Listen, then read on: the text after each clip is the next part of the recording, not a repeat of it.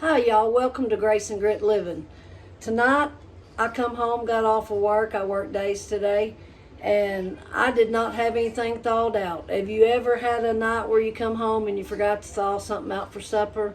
Well, this is a fast, quick, easy meal when you forgot to lay your meat out for supper or when you're wanting something cheap and quick and good. So the first thing we're going to do, okay, I've got a pot of water and I've got it boiling, and I've just got the Great Value premium shells and cheese, and I am going to drop it in my boiling water, and I'm going to cook this macaroni just like I normally would. 8 to 10 minutes after it's boiling, after it comes to a rolling boil. So we're going to let this, I'm not adding no salt or anything else to it. I'm just going to let it cook, and then we'll go the next step when it's done. Y'all, I figured I'd give y'all a cost breakdown on this while we're waiting on the macaroni and cheese to cook. You can get a can of Great Value corn for 50 cents, Great Value diced tomatoes with green chilies for 96 cents.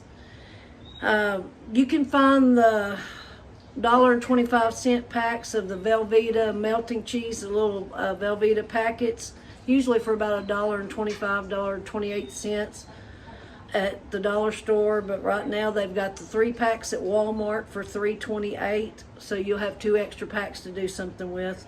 So we're going to go with the $3.28 since that's what they have at Walmart right now. The Great Value Deluxe macaroni and cheese is $1.48. And the Great Value I can't read my own writing. Oh, the Great Value chicken breast, the 12.5 ounce can is $2.62. With tax, that is $8.84.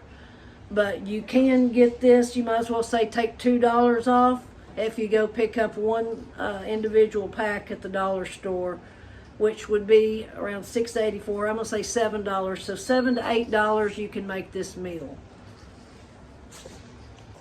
It has been 10 minutes with my macaroni boiling rapidly, and I'm going to drain the water off. Once you have your macaroni and cheese drained off, your water drained off your macaroni and cheese, you're going to put your cheese sauce. I've got the original packet that I'm going to put in here.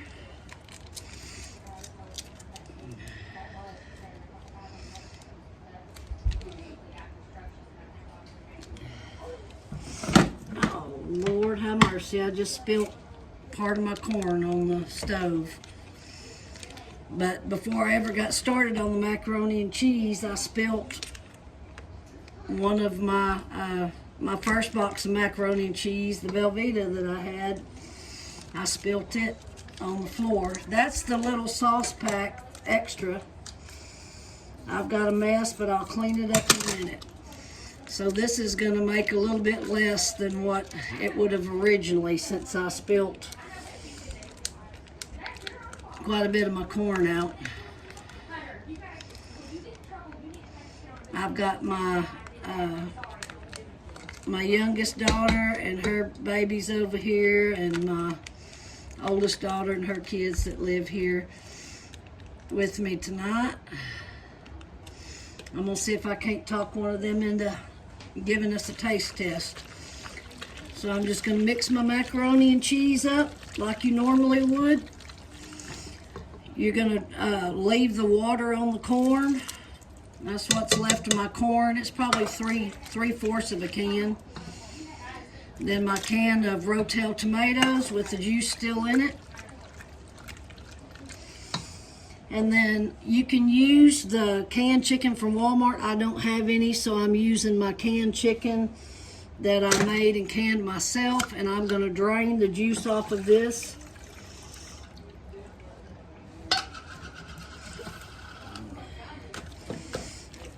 And then I'm gonna cook it. I'm gonna heat it up on a low setting until this cooks together really well.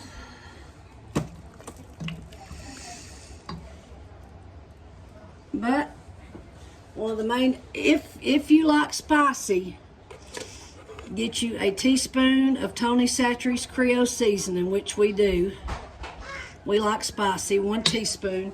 If you don't like spicy, then put you some salt and pepper to taste. You start out with the 1 teaspoon, and after this gets warmed up really good, you're gonna taste it and see if it's salty enough and spicy enough. And you'll just, add salt or pepper or a little bit more Tony Chachere's if you want it more seasoned. I am going to add a little bit of black pepper. This family really likes spicy. And we're just going to let this cook this on low to medium until everything is hot and incorporated together. I have turned my fire up to high. If you do that to heat it up quicker, you just want to make sure you're here to stir it.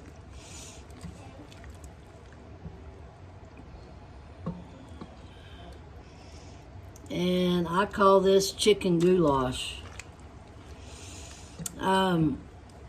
If I hadn't spilt my corn, it would make a good, well, it'd still make 4 servings. But since we're from Texas, we tend to eat a lot more, so, this may make 3.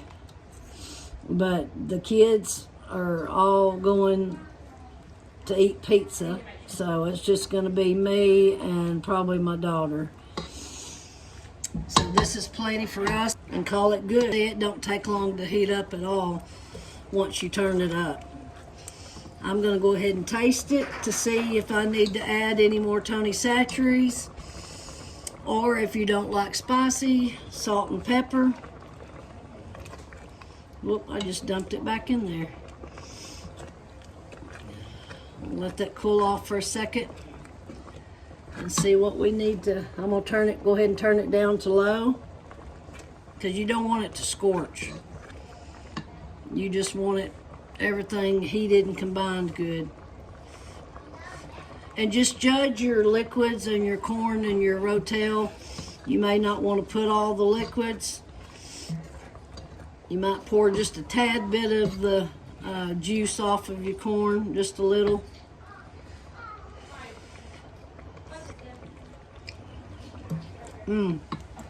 That's perfect.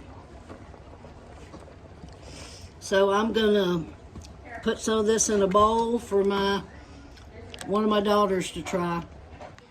I'll taste it. You taste it? This is my grandson Leighton Joe. He's gonna taste it for us, and he don't know to tell stories, so he's gonna be honest. This will tell you if your kids are gonna eat it or not. And it does have Tony Chachere's in it, but I've noticed most kids like. Is it good? It is? You like it? Mm-hmm. All right. Well, thank you for trying it. You're welcome. Love you. Thank you. Bye. Well, there you have it from an expert. So try this out and tell me what you think. It's quick, it's easy, and I consider it fairly cheap. Thank you, and come back and see us.